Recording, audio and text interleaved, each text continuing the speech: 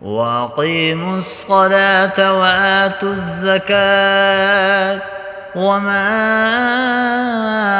تُقَدِّمُوا لِأَنفُسِكُم مِّنْ خَيْرٍ تَجِدُوهُ عِندَ اللَّهِ إِنَّ اللَّهَ بِمَا تَعْمَلُونَ بَصِيرٌ۔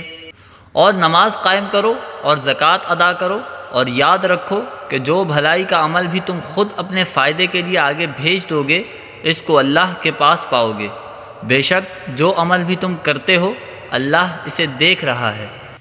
وَقَالُوا لَن يَدْخُلَ الْجَنَّةَ إِلَّا مَن كَانَ هُودًا أَوْ نَصَارَىٰ تِلْكَ أَمَانِيُّهُمْ قُلْ هَاتُوا بُرْهَانَكُمْ إِن كُنتُمْ صَادِقِينَ۔ اور یہ یعنی یہودی اور عیسائی کہتے ہیں کہ جنت میں سوائے یہودیوں یا عیسائیوں کے کوئی بھی ہرگز داخل نہیں ہوگا، یہ محض ان کی آرزوئیں ہیں۔ آپ ان سے کہیں کہ اگر تم اپنے اس دعوے میں سچے ہو تو اپنی کوئی دلیل لے کر آؤ۔